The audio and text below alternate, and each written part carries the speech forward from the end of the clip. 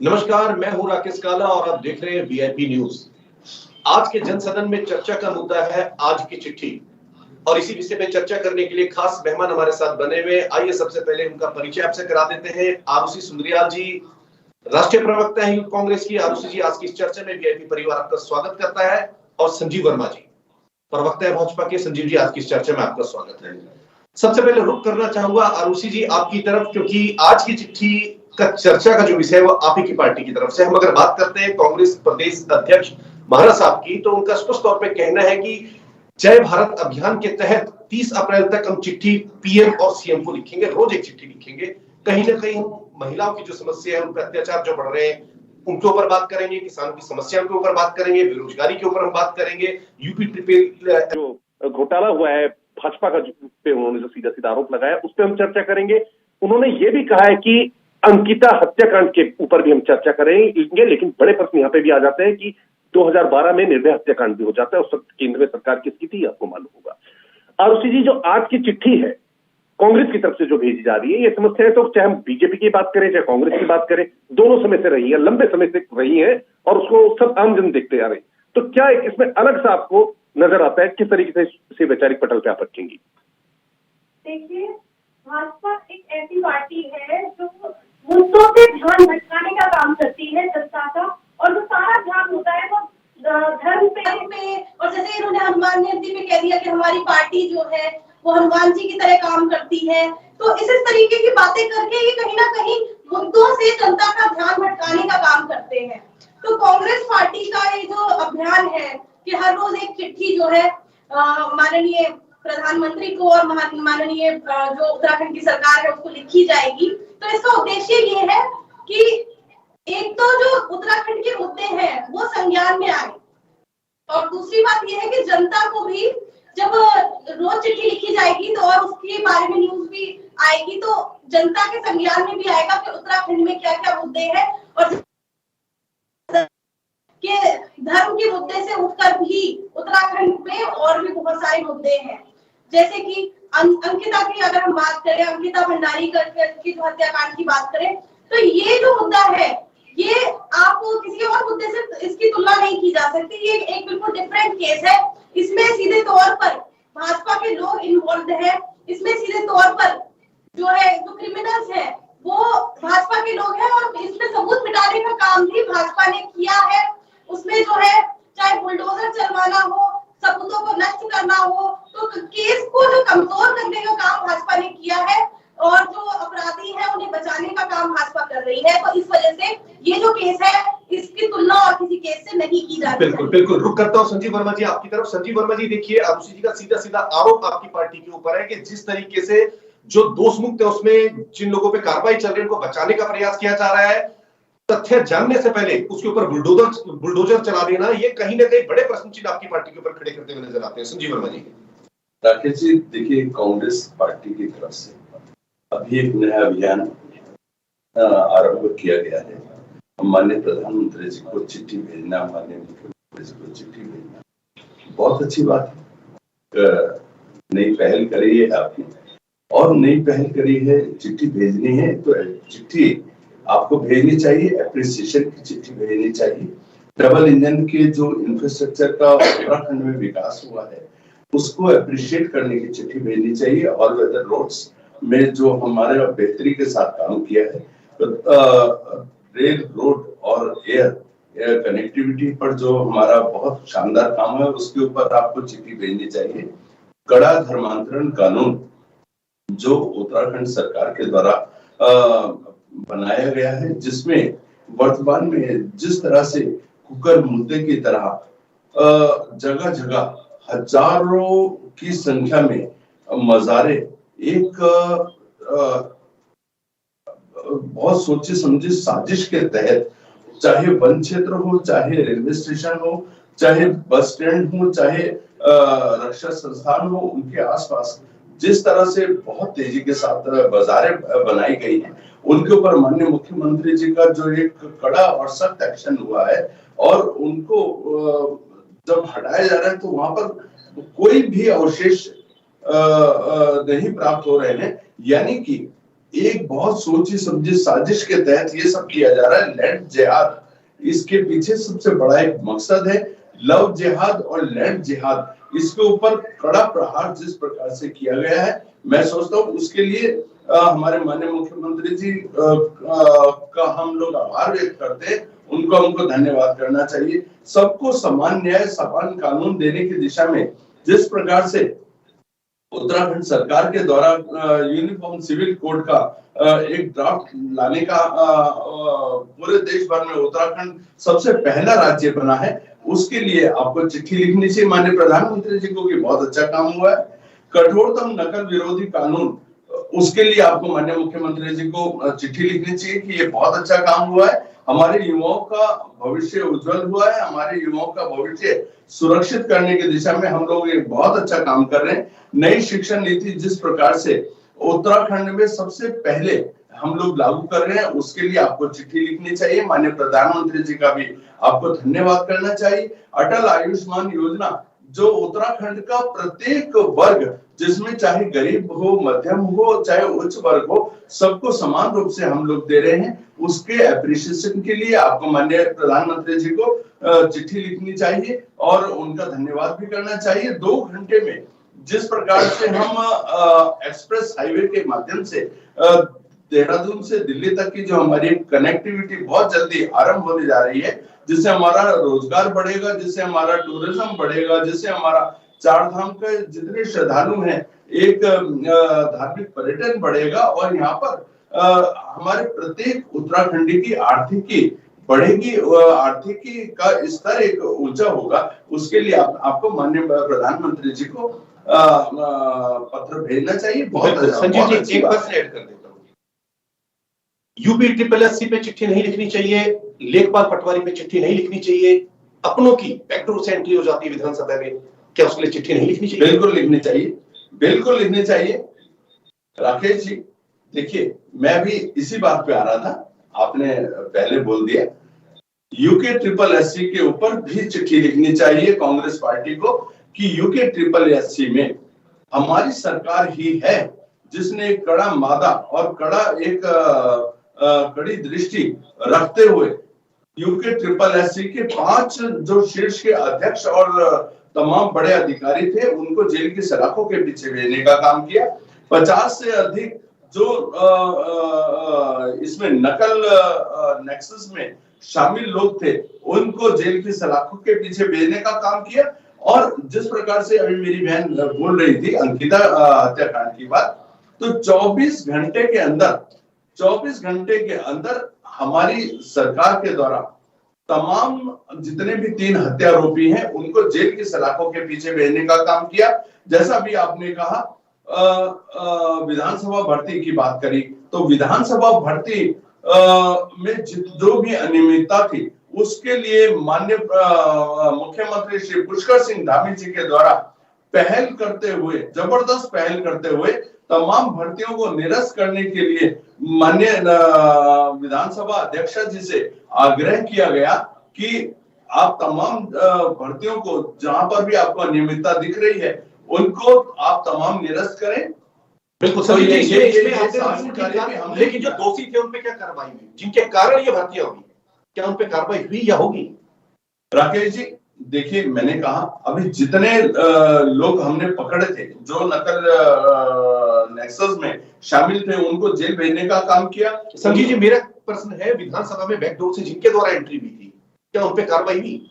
राकेश जी, आ रहा हूं ना मैं बात कर, जितने लोग इसमें शामिल थे नकल विरोधी नकल नेक्सस में, उन तमाम को जेल की सलाखों के पीछे भेजने का हम लोगों ने काम किया। और साथ ही उनके ऊपर गैंगस्टर की कार्रवाई हम लोग कर रहे हैं। उनकी तमाम अवैध जो संपत्ति उन लोगों ने एक काले कारनामों के जरिए अर्जित की थी, उसको भी कुर्क करने का काम हमारी सरकार के द्वारा किया गया। और जिस तरह से अभी आप बात कर रहे थे, पटवारी भर्ती हो, चाहे वीडियो भर्ती हो, चाहे दरोगा भर्ती हो, चाहे वन आरक्षी भर्ती, जो कांग्रेस के शासनकाल में हुई, हमारी सरकार और कांग्रेस की सरकार, यदि आप दोनों को एक कंपैरिजन करते हैं, तो हमारी सरकार के सम्मुख जो जो भी गलत रॉन्ग प्रैक्टिसेस में जो लोग भी शामिल हुए या जो लोग भी पाए गए, हमारी सरकार ने उनके ऊपर इंस्टेंट कार्यवाही करी, जबकि कांग्रेस की सरकारों के समय पर इन सभी जो भी घोटाले और घपले जिन भर्तियों में हुआ करते थे, ये लोग उनको छिपाने का काम करते थे, उनके ऊपर पर्दा डालने का काम करते थे। कार्यवाही तो बहुत ही दूर की बात है, ये लोग उनकी जांच तक कराने की जहमत नहीं उठाते थे। हमने जांच भी करवाई और हमने उस पर कार्यवाही भी करी। उसके लिए कांग्रेस को, भारतीय जनता पार्टी की राज्य सरकार को और केंद्र सरकार को, दोनों को एप्रिसिएशन लेटर देना चाहिए। बिल्कुल बिल्कुल। आरुषि जी, रुक आपकी तरफ करता हूँ। आरुषि जी, देखिए, संजीव जी का स्पष्ट तौर पे कहना है कि कहीं ना कहीं अगर आप चिट्ठी लिखते हैं तो ऑन वेदर रोड के ऊपर भी लिख सकते हैं। हालांकि वो राज्य सरकार ने, केंद्र सरकार की योजना थी। उनका कहना है कि अगर आप बात करते हैं अंकिता हत्याकांड, क्योंकि दोषियों को सजा दी गई है, पेपर लीक के मामले में दोषियों को सख्त से सख्त सजा दी गई है। नकल विरोधी कानून के लिए पहला ये राज्य है जिसने सख्त कानून बनाया। 2 साल तक की सजा है, इसमें उम्र कैद तक की सजा का प्रावधान है। ये राज्य को एक बड़ा क्रेडिट यहाँ पे मिलता है। लेकिन प्रश्न यहाँ पे भी आ जाता है कि जैसे मैंने पूर्व में भी कहा था कि अगर अंकिता हत्याकांड पे कार्रवाई हो रही तो 2012 में निर्भया कांड पे क्या कार्रवाई की गई थी। आप बात करते हैं कि अगर घोटालों पे कार्रवाई है, इस वक्त भाजपा की सरकार केंद्र में भी है, राज्य में भी है, तो एक चिट्ठी शायद ऐसे भी लिखी जानी चाहिए कि माधुरी घोटाले में क्या हुआ, डीएलएफ घोटाले का क्या हुआ, और अन्य घोटाले जो है। डीएलएफ घोटाले की बात करते हैं तो अब इस वक्त कांग्रेस की सरकार नहीं है, तो एक निष्पक्ष जांच और निष्पक्ष कार्रवाई हो सकती है। उस कार्रवाई को कोई प्रभावित नहीं कर सकता। क्या एक ऐसी चिट्ठी लिखी जानी चाहिए आरुषि जी? देखिए, जो उत्तराखंड के प्रेजेंट मुद्दे हैं उनसे जुड़ी चिट्ठी जो है अभी लिखने का कांग्रेस पार्टी का जो प्लान है, उसमें मैं यही कहना चाहूंगी कि जो उत्तराखंड के इस समय के मुद्दे हैं, जैसे कि अगर आप भर्ती घोटालों की बात करें, चलिए कानून आया है, अच्छी बात है, लेकिन वो कानून तो बहुत पहले आना चाहिए था, जब आप ही के पार्टी का ब्लॉक अध्यक्ष हाकम सिंह उसमें इन्वॉल्व दिखाई दे रहा है। आप ही की पार्टी के लोग जो है नकल कराने में सम्मिलित दिखाई दे रहे हैं। उसके बाद जब बड़े आंदोलन के रूप में उत्तराखंड का जो युवा है वो सड़कों पे आ जाता है, हाथ पैर तुड़वा कर अस्पतालों में भर्ती हो जाता है, इधर उधर हो जाता है, उसके बाद जाकर आप वो कानून लेकर आए। आप ये नहीं देख रहे ना कि वो कानून किस परिस्थितियों में आया, कितना कुछ होने के बाद आया, उत्तराखंड की जनता को कितना त्रस्त करने के बाद आया, युवाओं को सड़कों पे पीटने के बाद आया। उसके बाद जो है कांग्रेस पार्टी में भूख हड़ताल भी हुई, तमाम आंदोलन भी हुए, और उसके बाद जाकर वो कानून एज अ रिजल्ट कांग्रेस के एफर्ट्स के बाद आया। तो वो चीज भी आप देखिए कि विपक्ष की भूमिका में कांग्रेस का क्या रोल रहा है, जिसके बाद ये नकल विरोधी कानून आया। ये भाजपा लाई नहीं, भाजपा को लाना पड़ा। तो दोनों बातों में फर्क समझिए आप। दूसरी बात यह है कि अब जो है अगर आप प्रदेश के मुद्दे देखें, आज हमारे आंगनबाड़ी की जो कार्यकर्ता है वो परेशान है। जो हमारे प्रदेश में ऐसा कौन सा वर्ग है जो धरनों में नहीं बैठा? आए दिन हमारे जो प्रदेश में इन लोगों ने उस धरने को छुपाने का काम किया है। ये कहते हैं नहीं, आप रेड ग्राउंड में नहीं बैठेंगे, आप गांधी मार्ग पे नहीं बैठेंगे। मजारों के ऊपर आपका क्या रुख है? बिल्कुल, मैं मजारों के ऊपर ही बोलती हूँ कि भाई आप उस वक्त कहाँ थे जब ये जो लैंड जिहाद हो रहा था? उस समय आपके हरीश रावत जी की सरकार में हो रहा था। आप उस समय आपके हरीश रावत जी की सरकार, आपके हरीश रावत जी की सरकार में, आपके हरीश रावत जी की सरकार में हो रहा था। आप इतने समय से सोए हुए थे, अचानक से आपको याद आ जाता। चलो अच्छी बात। आपकी प्रतिक्रिया क्या है? आपकी क्या प्रतिक्रिया है? जिस बात का जवाब दे दीजिए। मैं तो कहती तोड़ दीजिए, अच्छी बात। मैं तो कह रही बिल्कुल। आरुषि, एक प्रश्न ले लेता हूँ संजीव जी से, उसके बाद लौट के आता हूँ मैं आपके पास। संजीव जी, आपने कहा कि ठीक है, बीजेपी ने बहुत बेहतर काम किए, बीजेपी बहुत बेहतर काम कर रही। नेचुरली पक्ष विपक्ष का उद्देश्य जो होता है आरोप प्रत्यारोप होता है, लेकिन संजीव जी शराब के ऊपर आप क्या कहेंगे कि उत्तराखंड में शराब सस्ती कर देना कहीं ना कहीं लगता नहीं कि शराब को बढ़ावा दे रहा है? संजीव जी। राकेश जी, देखिए, मैंने एक डिबेट इससे पहले भी यहाँ पर हुई है और शराब नीति के ऊपर हुई है, और जिसमें राज्य सरकार के द्वारा 20% शराब की जो अधिभार या टैक्सेस हैं उसमें कमी की गई थी। किंतु उसके साथ साथ आपको ये भी देखना चाहिए वो उसका उद्देश्य क्या था। उसका बड़ा उद्देश्य ये था कि हमारा उत्तराखंड जो 4 स्टेट की सीमाओं से घिरा है, हिमाचल, हरियाणा, चंडीगढ़ और अपना उत्तर प्रदेश और सीमांत में अपना नेपाल, और हिमाचल में हमसे बहुत सस्ती शराब थी, चंडीगढ़ में हमसे बहुत सस्ती शराब थी, हरियाणा में हमसे बहुत सस्ती शराब थी। संजीव जी मैं ऐड कर देता हूं। Sanjeev ji sir important person है। संजीव जी इंपॉर्टेंट पर्सन है। हाँ, बहुत अच्छी बात आप कही आपने कि वहां शराब उत्तराखंड से सस्ती है। यही कार्रवाई क्या दवाइयों पे नहीं हो सकती थी कि गरीब जो दवाई बहुत जरूरी है, शराब शायद जरूरी नहीं है, शराब जिससे बहुत पैसा पी सकता है, लेकिन दवाइयों पे भी तो कार्रवाई हो सकती थी। संजीव जी सर आ रहा हूं आपकी बात में, आपने बहुत अच्छा प्रश्न उठाया। देखिए जिस तरह से हिमाचल में शराब सस्ती थी, तो वहां सस्ती के चक्कर में यहाँ तस्करी हुआ करती थी, और जो हमारा सरकारी राजस्व है उसको बहुत बड़ा डेंट पहुंचाने का काम तस्कर किया करते थे, शराब माफिया किया करते थे। उत्तराखंड को पूरी तरह से हम लोगों ने माफिया मुक्त करना है, और सरकार का पूरा एक स्पष्ट मंतव्य है कि जो भी बुराइयां, जो भी इस तरह से जैसे नकल माफिया, उसको समूल नष्ट करना है, और हमारे युवाओं को एक बेहतर वातावरण यहाँ पर हम लोगों ने देना है। उस पर हम लोग काम कर रहे हैं। 1.1% बेरोजगारी की दर उत्तराखंड है, और राजस्थान में 24.3% राजस्थान में बेरोजगारी दर है।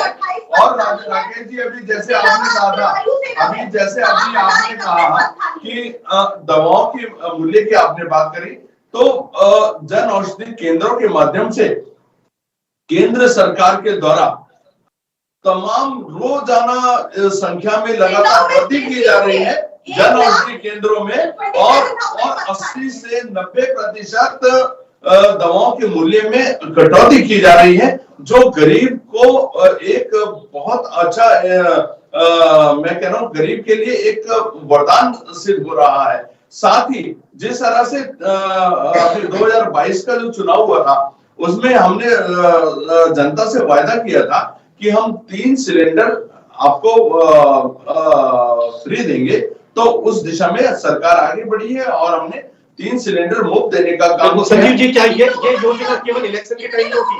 संजीव जी आपके पास, संजीव जी 3 सिलेंडर फ्री, क्या ये योजना इलेक्शन के समय ही होगी? बिल्कुल नहीं सर, बिल्कुल नहीं। आपके प्रश्न का जवाब आपके उसमें आ गया। देखिए आपने कहा क्या इलेक्शन, क्या आपने कहा क्या इलेक्शन हमारे 2022 में हुए थे, और उस समय माननीय मुख्यमंत्री जी के द्वारा एक घोषणा की गई थी, जब हमारी सरकार आएगी तो हम 3 सिलेंडर अंत्योदय योजना में गरीब वर्ग को देंगे, और हमने उसका अक्षरशः पालन किया है। श्रीमान जी आज की तारीख में अभी हमने 2 महीने पहले इस योजना का शुभारंभ कर दिया है। आप बताइएगा वर्तमान में कौन सा इलेक्शन इस समय चल रहा है? कौन सा इलेक्शन चल रहा है? राकेश जी माननीय प्रधानमंत्री जी ने अभी 3-4 दिन पहले 3 दिन पहले जब भारतीय जनता पार्टी का स्थापना दिवस का एक बड़ा कार्यक्रम था, उसमें संबोधन में माननीय प्रधानमंत्री जी ने कहा केवल वोट के लिए हमने अपने मतदाताओं पे अपनी जनता के पास नहीं जाना है, बल्कि उनके सुख दुख का भी ध्यान हमको रखना है, उनको सेवा भाव देने का काम भी हमने करना है। संजीव जी बराबर से दिया जाएगा, एक जिसे लेने का काम भी हमने करना है। संजीव जी जनता के दिलों को जीतने के लिए संजीव जी बेहतर उनके संजीव जी आरुषि को भी बराबर समय दे दिया जाएगा। आरुषि जी आपसे प्रश्न ले लेता हूँ। आरुषि जी देखिए, अगर बात करते हैं दवाइयों की, तो उन्होंने बिल्कुल कहा जन समुदाय केंद्र जो होता है, खासकर अगर सरकार की योजना की बात करें सेंट्रल गवर्नमेंट की, तो ईपीएफ एम्प्लॉइज प्रोविडेंट फंड के तहत जो है वहां पे भी जन समुदाय केंद्र से जो वर्कर है उनको अटैच किया हुआ कि वो अपनी मेडिसिन वहां से ले सकते हैं। लगता नहीं कि चिट्ठी अगर जिस तरीके से आप लोग लिख रहे हैं, हर दिन चिट्ठी लिखेंगे, 30 अप्रैल तक चिट्ठी लिखेंगे, लेकिन ये योजना कहीं ना कहीं सरकार लोगों तक पहुंचाने का प्रयास कर रही है। जहां तक शराब नीति की आपने बात की है, सरकार का स्पष्ट तौर पे कहना है कि जो ब्लैक मारी काला बाजारी हो रही थी, उसको रोकने के लिए सरकार ने शराब के दाम सस्ते किए हैं। जी देखिए, शराब के दाम सस्ते किए हैं, इससे शायद भाजपा के लोगों को ही ज्यादा फायदा होगा, क्योंकि इनका जो चुनाव है उसमें काफी इस्तेमाल होती है शराब को। उसमें अरे क्यों भूल जाते हो अपना इतिहास? क्या भूल जाते हो अपना इतिहास? गरीबी हटाओ का आप लोगों ने नारा दिया था, क्या गरीबी हट गई? हम तो हमारे दो का नारा दिया था, क्या परिवार नियोजन में आप लोग सफल हुए? आप बताइए ना। राकेश जी सुन लेते हैं। राकेश जी, आपके जो प्रधान, आपके जो सॉरी मुख्यमंत्री थे हरीश रावत जी, वो अपना एक ब्रांड लेके आ गए थे आपकी सरकार में, डेनिस नाम का। तो और जो लगातार उत्तराखंड के जो आबकारी का राजस्व है उसमें लगातार डेंट पहुंचाने का काम कर रहे थे। अभी जो हमने सरकार के द्वारा जो शराब सस्ती की गई है उसमें 3% हमने सेस जोड़ने का काम किया है, जो हमारे तमाम वर्ग हैं उनको लाभ पहुंचाने का हम लोग काम कर रहे हैं।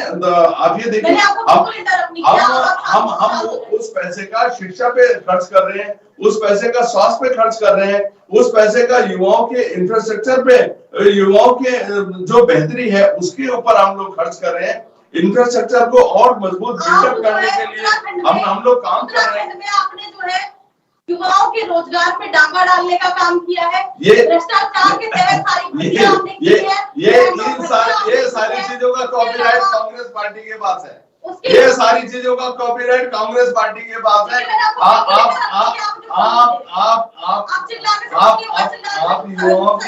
आप युवाओं के भविष्य के ऊपर आपने डाका डालने का काम किया। आपने वीडियो भर्ती घोटाला किया, आपने 30-40 लाख रुपए लेकर सचिवालय में आपके मुख्यमंत्री जी के परिवार के मुख्यमंत्री के परिवार के लोग वहां पर खड़े हुआ करते थे, वो लोग डील करते थे।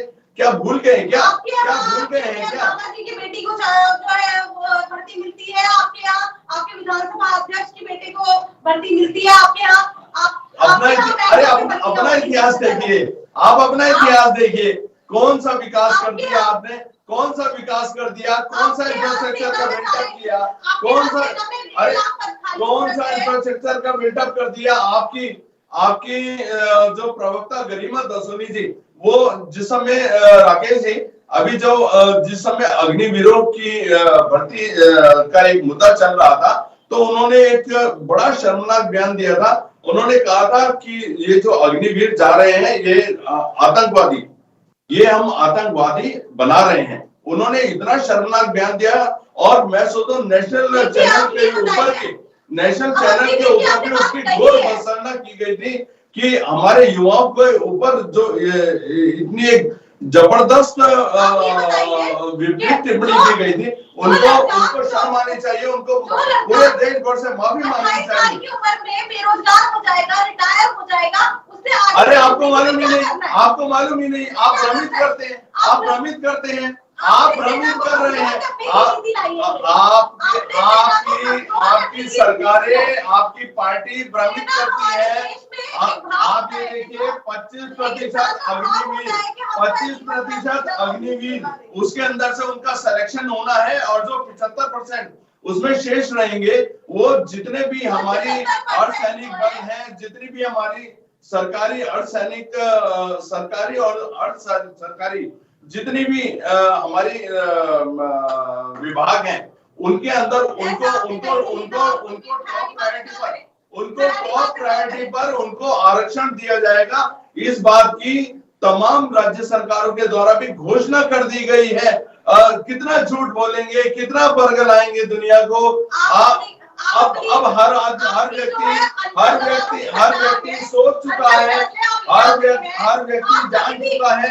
कांग्रेस जो बोलती है, अरे नोटबंदी के लिए भी सुन लीजिए। नोटबंदी हुई तो कश्मीर का जो पत्थरबाज था वो समाप्त हो गया। जो पाकिस्तान से नकली नोट वो पूरी तरह से समाप्त हो गया। और जो कांग्रेस पार्टी का तमाम विपक्ष का जो बोरों में भरे हुए नोट और काला धन था, वो रद्दी की टोकरी बन गया। इसी बात का आप लोगों को सबसे ज्यादा चर्चा है। पूरी तरीके से देश की अर्थव्यवस्था संजीव जी लौट के आ रहा आपके पास। संजीव जी, आप सत्ता पक्ष अगर कंटिन्यू बोलेगा तो विपक्ष को कैसे समय मिलेगा? विपक्ष का काम है जनता को जगाना। अगर सत्ता पक्ष जाने जाने कोई भूल चूक हो रही है तो उनको जागरूक करना। अगर सत्ता पक्ष कंटिन्यू बोलेगा तो विपक्ष अपनी आवाज कम उठाएगा। आरुषि जी, जिस तरीके से आप कहते हैं कि एक चिट्ठी लिखी जा रही है, 30 अप्रैल तक डेली लिखी जाएगी जय भारत सत्याग्रह अभियान के तहत, आपके प्रदेश अध्यक्ष मेहरा जी कहते हैं कि ये चिट्ठी हम पीएम को भी लिखेंगे और सीएम को भी लिखेंगे। लेकिन यहाँ पे जवाब ये भी तो आते हैं कि कहीं ना कहीं सरकार बेहतर काम कर रही है, उसको भी उजागर कर किया जाए। क्या हमको हमेशा दाद खाज देखने की आदत है? आरुषि जी, देखिए ऐसा नहीं है, जो चीजें अच्छी करते हैं हम बिल्कुल अप्रिशिएट करते हैं। ऐसा नहीं है कि हमने कभी अप्रिशिएट ऐसी कौन सी योजना होगा अप्रिशिएट किए, जरा बता दीजिए प्लीज। आप फिर बीच में बोल रहे हैं, बोल रही हूं ना, मैं वही उसी पे आ रही हूं। मैं आपसे रिक्वेस्ट कर रहा हूँ। देखिए ठीक है, मैं ये कह रही हूँ कि चलो जैसे हमने कहा कि ठीक है नकल विरोधी कानून लेकर आए, चाहे भले ही उसमें कांग्रेस पार्टी के कितने एफर्ट से लेकर आए, तो हमने कहा कि बहुत अच्छी बात है लेकर आए। तो उसी तरीके से जो भी योजना अच्छी होती है उनका हम वो करते हैं, सम्मान करते हैं। लेकिन भाजपा की जो मैक्सिमम योजनाएं हैं, अगर आप नेशनल वाइज भी देखें, कड़ा धर्मांतरण कानून भी अच्छी योजना है ना, अप्रिशिएट कीजिए। आप बोलने देंगे मुझे? अरे अरे अरे मैं ये कह रही हूँ, अभी आपने कहा जो अच्छी योजनाएं हैं, अरे भाई शांत हो जाए, क्यों बौखला रहे हैं इतना? अरे तो नहीं दे रहे? कड़ा धर्मांतरण कानून भी अच्छी योजना है ना। किस बात से ले रहे हैं? अरे बिल्कुल समय की अपनी सीमा है। संजीव वर्मा जी, आरुषि जी, आप दोनों ने आज की चर्चा में भाग लिया, आप दोनों का बहुत शुक्रिया। हम आपको बताते चले कि जिस तरीके से कांग्रेस ने आज की चिट्ठी में प्रदेश अध्यक्ष महाराज जी हैं, उन्होंने स्पष्ट तौर पे कहा है कि हम 30 अप्रैल तक रोज चिट्ठी लिखेंगे, प्रधानमंत्री और मुख्यमंत्री को भेजेंगे। उसमें कहीं ना कहीं महिलाओं के बारे में, किसानों की समस्या के बारे में, बेरोजगार के बारे में, महंगाई के बारे में बात करेंगे। आज की चिट्ठी पे किसी ने क्या खूब कहा कि क्यों ना महकने का हुनर आए लफ्जों को, तेरी चिट्ठी जो मैंने किताबों में छुपा रखी है। देखते रहिए वीआईपी न्यूज। नमस्कार।